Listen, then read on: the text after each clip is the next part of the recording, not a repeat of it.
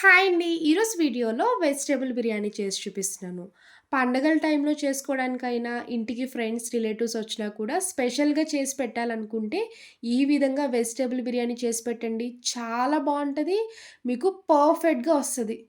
First time biryani చేసేవాళ్ళు కూడా చాలా చేస్తారండి. ఎక్కువ ఇంగ్రీడియెంట్స్ వేసే పని లేకుండా సింపుల్‌గా, తొందరగా చేసి పెట్టేయొచ్చు. ఈ వెజిటబుల్ బిర్యానీ ఎలా చేయాలో ఒకసారి చూద్దాం రండి. ఇప్పుడు వెజ్ బిర్యానీ చేసుకోవడానికి ముందుగా స్టవ్ ఆన్ చేసి పాన్ పెట్టుకున్నాక ఒక 2 స్పూన్స్ వరకు నెయ్యి వేసుకోండి. ఇంకొక 2 స్పూన్స్ ఆయిల్ వేసుకోవాలి. నెయ్యి కంపల్సరీ వేసుకోవాలండి. అప్పుడు టేస్ట్ చాలా బావుంటది. ఫ్లేవర్ కూడా బావుంటది.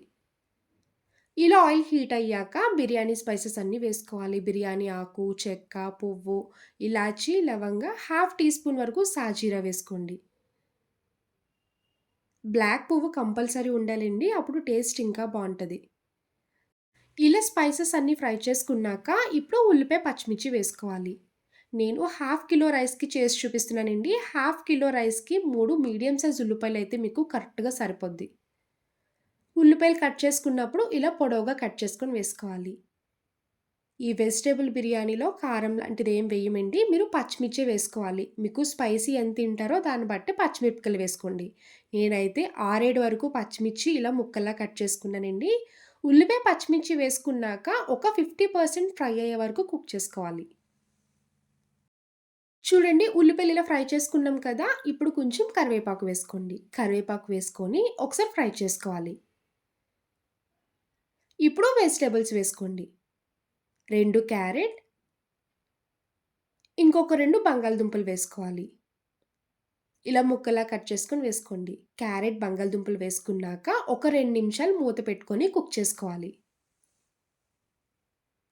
ఇప్పుడు ఒక కప్పు గ్రీన్ పీస్ వేసుకోండి. అలానే 2 స్పూన్స్ వరకు అల్లం వెల్లుల్లి పేస్ట్ వేసుకోవాలి. అప్పటికప్పుడు ఫ్రెష్‌గా మిక్సీ చేసుకున్నది వేసుకోండి. టేస్ట్, ఫ్లేవర్ చాలా బావుంటది.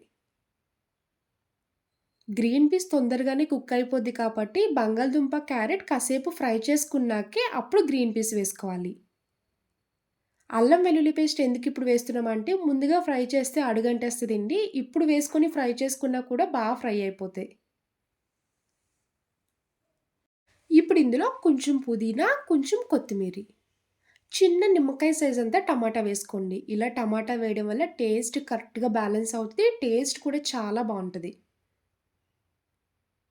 పుదీనా, కొత్తిమీరి, టమాటా వేసుకున్నాక ఒక 2 మినిట్స్ వరకు మూత పెట్టుకొని కలుపుకుంటూ కుక్ చేసుకోవాలి. ఇలా వెజిటబుల్స్ అన్నీ కంప్లీట్‌గా కుక్ చేసుకున్నాక, ఇప్పుడు ఇందులో మీ టేస్ట్‌కి తగ్గ సాల్ట్ వేసుకోండి. హాఫ్ టీ స్పూన్ వరకు గరం మసాలా పౌడర్ వేసుకోవాలి. ఇందులో ఇంకెలాంటి మసాలా పొడులు వేసుకున్న అవసరం లేదండి. సాల్ట్, గరం మసాలా పౌడర్ అంతే. మీ దగ్గర గరం మసాలా పౌడర్ లేకపోతే ఇంట్లో బిర్యానీ మసాలా ఉంటే బిర్యానీ మసాలా కూడా వేసుకోవచ్చు. ఇలా ఈ 2 వేసుకొని ఒకసారి కలుపుకోండి. ఇప్పుడు ఇందులో 2 స్పూన్స్ పెరుగు వేసుకోండి. పెరుగు వేయడం వల్ల వెజిటబుల్స్ ఇంకా కొంచెం సాఫ్ట్‌గా కుక్ అవుతాయి. అప్పుడు బిర్యానీ తిన్నప్పుడు కూడా టేస్ట్ బావుంటది. మీరు ఇందులో కావాలనుకుంటే మిల్ మేకర్, కాలీఫ్లవర్ ఏ వెజిటబుల్స్ ఉంటే అవి వేసుకోవచ్చండి. నా దగ్గర ఈ 3 ఉన్నాయని వేస్తున్నాను. ఇలా ఈ 3 వేయడం వల్ల చూడడానికి కలర్‌ఫుల్‌గా కనిపిస్తది. తిన్నప్పుడు కూడా టేస్ట్ బావుంటది. ఇలా వెజిటబుల్స్ అన్నీ కుక్ చేసుకున్నాక ఇప్పుడు వాటర్ వేసుకోవాలి. నేనైతే బాస్మతి రైస్‌తోనే కుక్ చేసుకుంటున్నానండి. మీరు కావాలనుకుంటే నార్మల్ రైస్‌తో కూడా కుక్ చేసుకోవచ్చు. ముందుగానే 5 నిమిషాల ముందు రైస్ నానబెట్టుకున్నానండి. 2 కప్పుల వరకు రైస్ తీసుకున్నాను. ఈ 2 కప్పుల రైస్‌కి 3 కప్పుల వరకు వాటర్ వేసుకోవాలి. ఇలా వాటర్ వేసుకొని ఒకసారి గరిటెతో కలుపుకున్నాక మూత పెట్టి ఒక 2 మరుగులొచ్చే వరకు బాయిల్ చేసుకోండి. చూడండి వాటర్ ఇలాగా బబుల్స్ వచ్చేలాగా బాయిల్ అవ్వాలి. మీరు ఇదే టైంలో సాల్ట్ చూసుకొని అడ్జస్ట్ చేసుకోండి. నాకైతే సాల్ట్ సరిపోక ఈ టైంలో వేసుకుంటున్నాను. ఇప్పుడు ముందుగా నానబెట్టుకున్న రైస్ వేసుకోవాలి. ఇలా రైస్ మొత్తం వేసేసుకొని మూత పెట్టి మీడియం ఫ్లేమ్‌లోనే 5 మినిట్స్ వరకు కుక్ చేసుకోండి. ఇలా 5 మినిట్స్ వరకు కుక్ చేసుకున్నాక చూడండి రైస్ ఒక 80% కుక్ అయింది కదా! ఇప్పుడు పైన ఒక స్పూన్ నెయ్యి వేసుకోండి. ఇలా ఒకసారి గరిటెతో కలుపుకున్నాక పైన నెయ్యి వేసుకోవాలి. నెయ్యి వేయడం వల్ల మీకు రైస్ కూడా పొడి పొడిగా మేకుల్లా చాలా బా వస్తదండి. ఇదే వెజిటబుల్ బిర్యానీ మీరు ప్రెషర్ కుక్కర్‌లో కూడా చేసుకోవచ్చు. 2 విజిల్స్ పెట్టుకొని కుక్ చేసుకుంటే అప్పుడు రైస్ కూడా ఇంకా బా వస్తది. తొందరగా కూడా అయిపోద్ది కుక్కర్‌లో చేసుకుంటే. ఇలా నెయ్యి వేసుకొని మూత పెట్టి స్టవ్ సిమ్‌లోనే ఇంకొక 5 మినిట్స్ కుక్ చేసుకుంటే వెజిటబుల్ బిర్యానీ కంప్లీట్‌గా కుక్ అయిపోద్ది. మీరు బిర్యానీ కుక్ చేసుకున్నప్పుడు పైన లిడ్ పెడతారు కదండీ! ఆ లిడ్‌కి హోల్ ఏమన్నా ఉంటే టిష్యూతో కవర్ చేసుకోండి.